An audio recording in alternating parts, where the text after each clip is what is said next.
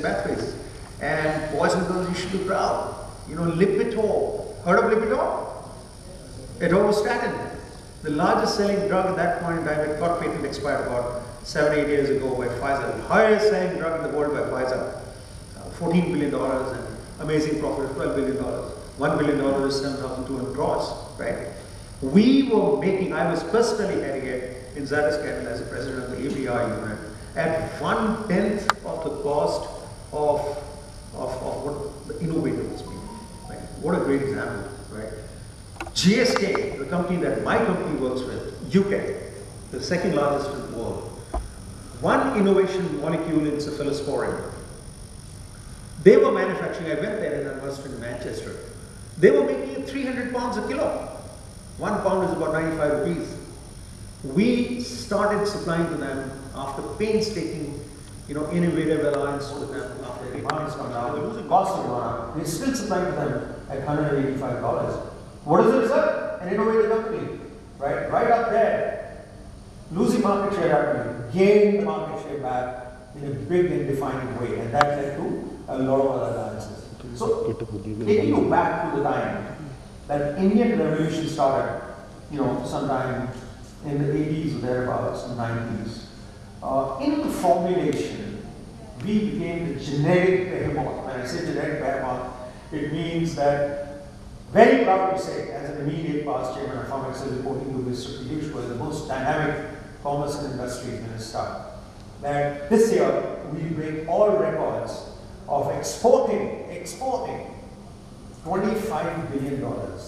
And out of that, and $25 billion, boys and girls, is the ex-factory price.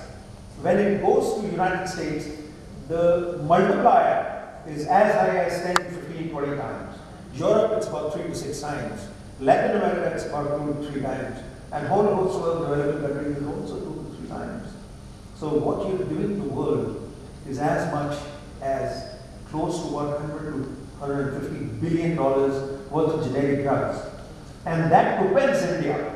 Every tablet, every capsule, every suspension or liquid syrup, every second unit in the United States is India.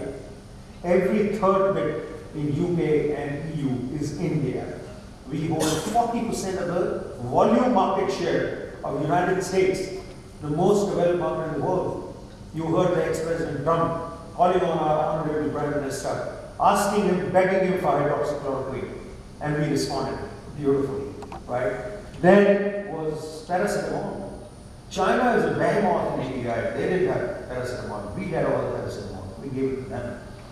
Let me transition you, in spite of the fact that we are a generic behemoth and we are pharmacy in the world, as stated by honorable Prime Minister, during COVID administration, 1 year down the line, right? We supplied to 206 out of 211 countries. I don't think anyone of you knows about that. And those 5 countries which are left out are Francophone countries where the payments are not safe. So we go through tax, take advance money, and then supply to that. So obviously, we're pharmaceutical world. Having said that, what's the position in terms of the APIs, key starting raw materials, as well as a whole host of other back-end kind of molecules? You'll be frightened to know that 95% of $21 billion worth 1,50,000 crore, that's the translation of $21 billion of domestic market, is vulnerably dependent to the extent of 95% on China, on every country with whom we are having geopolitical issues, skirmishes on the border and what have you. So if they put the plug on you, your entire industry will collapse. $21 billion. And in a country where food and medicines are not available, it's all over. People will rise against you. So the ministry, rose to the occasion. PMO and Niti Aayog immediately called us, the industry for the first time, in both the political dispositions. I was personally there. And they said, look, guys, you've been wanting that we should be self-sufficient. We should be totally dependent on ourselves rather than being dependent on China. That's where Atmanirbharta emerged for the first time, by a turn point by the Honorable Prime Minister. and 2 PLI schemes. Are you aware that there are 2 PLI schemes, production linked incentive schemes, were worked out with Department of Pharmaceutical, your parent ministry, or department that Ministry of Chemical and Fertilizer. We work 24/7 at times with Honorable Dr. Vaghela, who's the ex-secretary and now is the DRAI chairman. You know what he used to say? Look at the exciting part of India now under the current disposition. He just pick up the phone and say, Dr. Dinesh, come, we need to discuss at 10 o'clock at night. Right? So that's how close to what $1.5 billion, right, worth of stimulus was provided to the industry to provide a level playing field for India. India has the technology for APIs, they have the technology for KSMs, fermentation KSMs, penicillin G, erythromycin, diog as we call it, 7-ACA, and chlorogenic acid. We have the technologies, we are not protected because China gives subsidies to the extent of 50 to 60%, and we've been shouting at the top of our voice at the rooftop saying that, look guys, the government, give us some kind of a facilitation, give us a level playing field and we'll get there because we have technology, we have the knowledge, we have the NIPERs of the world here who can, spearhead us in that direction. So, based on that, in PLI-1, we worked out, 53 KSMs, key starting raw materials, intermediates and APIs, and provided incentive on fermentation 20%, 6 years, scale down to about 15% in the 5th year and 6th year 5%. On APIs it is flat 10% for the 6 years. And then 3 biopharma parks have been allocated. There is huge competition among 17 states vying for 3 pharma parks. And lo and behold, another PLI scheme has been announced. The final details are going to be out any moment. Industry has worked very, very closely with the ministry, wherein stem cell technology, the vaccine technology, veggie capsules. Ajit Singh Ji, the chairman of Associated Capsules, was here, I understand, last year or thereabout. And he's spearheading that in that direction. So overall, the future of this country in pharmaceuticals is just about beginning to happen. We currently $42 billion, right? Very soon, in this year, we would be possibly $48 to $50 billion. And what do you think would be the total size of the market in about 2030? Any guesses there? Any guesses? Wild guesses? $130 billion. We are already number 3 in terms of volumes. And we are number 9 in terms of value in the world. $1.4 trillion is the size of the overall global market, including innovation. Out of that, close to about $400 billion is generics, where India is right up there, right? But in APIs and KSMs, we are way behind. In exports and in formulations, China cannot stand any competition to us because of you. You have the knowledge, you have the intellectual property, you have the wherewithal to create compendiums called drug master files. Heard of drug master files? It's a 1,000-page odd compendium of everything in chemistry, right? And then you have abbreviated new drug application. We have the largest number of US ANDAs in the world approved as well as applied for. You have the largest number of plants approved by US FDA outside of US. Very, very soon we should overtake US also. We have the largest number of European approved sites as well as European filings. And currently we are making deep inroads into Japan. So with all of this, look at the number of job creation. From the time our Indian industry found its touch and started spreading all over the world, close to about 3 million jobs to youngsters, knowledgeable, skilled professionals that we provided. And with the kind of vision we have, the kind of stimulus that we've got, my sense is in the next 5 years, we're going to have another 2 million, 20 lakh jobs for you people. My sense is, Dr. Flora, that you'll have to expand the numbers because industry needs all of you. Never in the history of industry, has been the case that we have shortage of people. We do have shortage of people. Even now, and going forward, if we have to go to $130 billion, we need 10 times more youngsters coming out of illustrious institutions like yourself. I was amazed to see that an MBA is being offered in this space. There were only 2 institutions earlier, Dr. Flora. One was Ahmedabad, which is doing a few courses in pharmaceuticals, NISC with Water School Management, who've done this MBA. I was not aware. Now, I'm going to be your ambassador, promoting your MBA all over the world. I can assure you that, because nowhere would you find a greater combination of management, women's chair, amazing set of people. They were happily sitting in the US, doing their research work, being looked up, Wisconsin University, doing very well. Certainly, bug of entrepreneurship hit them. You know, Dr. Ella sold the entire ornaments, and to a lady, there's nothing more precious than the ornaments. She sold all her ornaments to start Bharat Biotech in the ICICI Science Park in Hyderabad. And today, they are the biggest innovators. And my sense is, boys and girls, wait and watch. Very soon it's going to happen. The best vaccine, better than BioNTech and Pfizer, better than Moderna, better than Oxford, is going to be Bharat Biotech, because it's inactivated, attenuated virus, right? It has very few side effects, and it works against mutated versions. Similarly, my ex-companies, and Scandal is coming up very soon. You have 9 Indian companies who are in late stages of development of vaccines against COVID, very effective vaccines, very few side effects. And I must break one more news to you. Aurobindo Pharma Limited, great friends of ours, right? They are coming up, Flora, with a peptide-based vaccine where there is no side effect at all. Give it about another 6 months and you'll have the first peptide-based vaccine in the world coming out of India. Now that's kind of innovation. You know, I'm very passionate about innovation. We have an MOU with TRIC, of which you are a member, Chandigarh Knowledge Innovation Cluster, right? We've done a lot of projects with you and a couple of other institutions. You know, are you aware that TRIC has been approved, the TRIC Model of Industry Academia collaboration has been blessed and approved by the Honorable Vice President of India, and is sitting with PMO and EPIO to take it forward to identify locations, to replicate CRIT. Now that's the magic of CRIT, along with which NIPER is associated in a very close way. I just saw in your budget, Dr. that you got 34 crores and 3.5 crores from the Department of Industry. Is just 15 lakhs. The model in the US and Europe, with which I'm very closely associated, it's exactly the reverse. Government zero. Projects, yes, about 10-15%. 90% of the financing of a great institution like NIPER and other universities comes from the industry. 95% of the innovation in the world in healthcare space comes out of universities. So therefore, we've been telling this to Amitabh Kanji, the CEO of NIPER, that look, keep the budget, don't cut the budget. But keep a target, and I'm sure you mentioned that, right?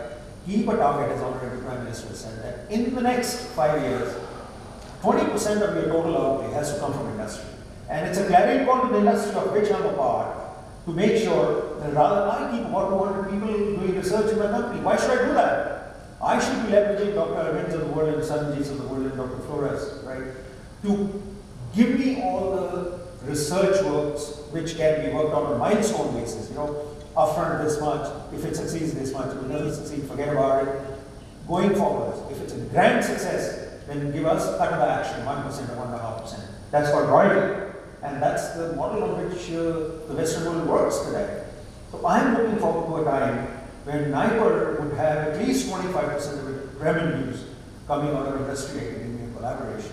And that is the vision of our Honorable Prime Minister. How many times has he stated that we are not even scratching the surface for innovation? We are copycat version. We are amazing in doing genetics, but have we produced a single innovative molecule? Not really, barring a few, one on malaria, one on tropical disease, and so on and so forth. Oh, nothing. All the companies are trying. But in my considered opinion, to end up and wind up, and to give you, boys and girls, a big challenge, and of course to the distinguished faculty here, that you have innovation sitting out in your archives. You publishing it. Your things are going to Lancet. Lancet is approving it and publishing it. Why let it lie there? I used to joke with Dr. Anil Koral, who's now sitting in Europe, AstraZeneca, and look, what, and they have, through Dinesh, they have been able to market a lot of molecules which have been a grand success. NIPER is way ahead of others. I think today, on this great Foundation Day, for which I facilitate all of you, 30th Foundation Day, my clarion call to academia and of course the students, you've done a great job, you've got huge accolades. I mean, I'm very, very proud to see what you guys have done, right? Why don't we move along with the industry? Industry has to come forward. It can't be a one-way street, no way. It's got to be a two-way interactive process. and bring about innovation in this country at a very frugal cost. You know, cost of innovation of a new molecular entity in the chemical space, of which we are beneficiary, right, is about $2.5 to $3 billion, and the success rate is 0.5%. That's it. We can't afford it. I mean, our country cannot afford it in that manner. Western countries can, and that's why the drug prices are so high, 100 times higher than India. You can just imagine, right? So, if you can walk the talk in terms of innovation and bring about innovation at a fraction of the cost as we are in vaccines, I think India is going to be right up there. India would be number one. Your institute, which is third this year and last year, will also go to number one because you will set the pace for the rest of the country to follow. So my appeal to you, boys and girls, and the distinguished faculty is that we must go on with the innovation streak and you can do it. You have so much of patents, you have so much of innovation sitting in the past and current. I mean, the amount of work which has been done in COVID-19 by your prestigious institution is a matter of great pride. And if you allow me to borrow this presentation, Dr. Saab, I would like to kind of take it forwards to CII, not only in India, but to the rest of the world as to what India is capable of and what NIPER is capable of. So once again, I facilitate all of you on this great Foundation Day. I wish you all great success in your future, and keep one thing in mind: don't be a copycat version guy. If you get sucked into innovation, please do it, right? Don't worry as to who pays you how much.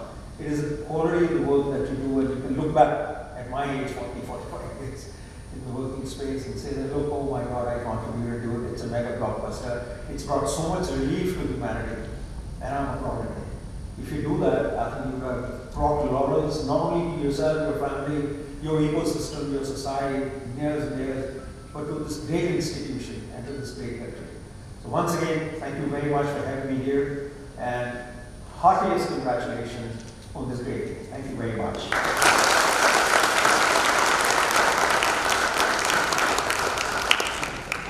Thank you, sir. I will now request Professor Flora to kindly introduce our guest, Chief Guest, Dr. Sanjay Kumar.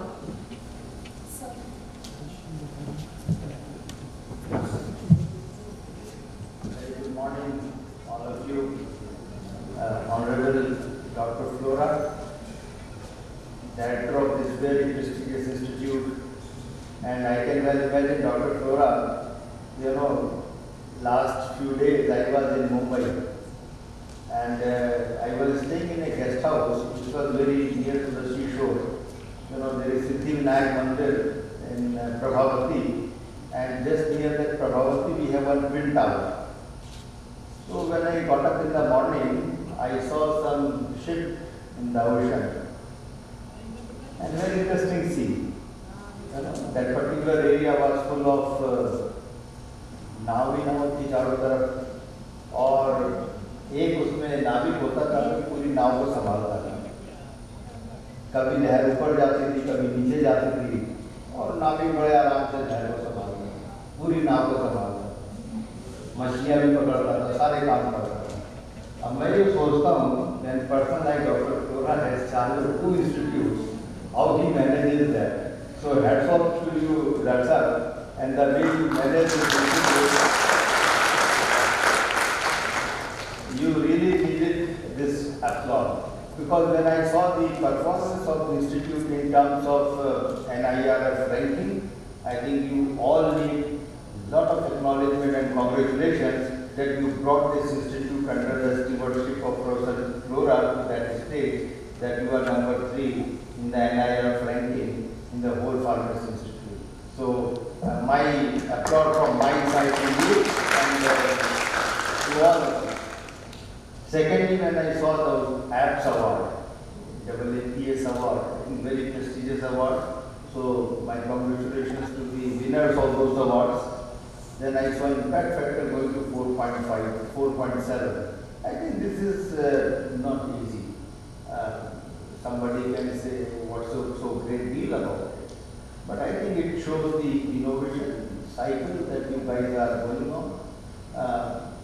And I'm sure that the quick and when I saw the support by the patent, the days are not far off when you can reach and you can change and alter the whole scenario of this pharmaceutical science. And the proud past on which this institution has been built and the future that we see is very bright for this institute. I think when we saw your performance during COVID time, it's remarkable.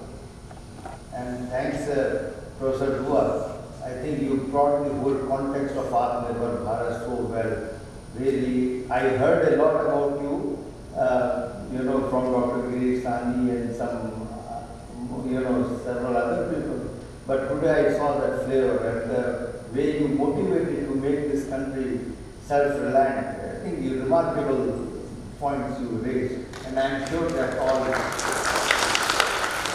our research scholars, and not only research scholars, but I'm sure the scientists would be greatly motivated. At least I was greatly motivated by your presentation, how we can change the scenario of India.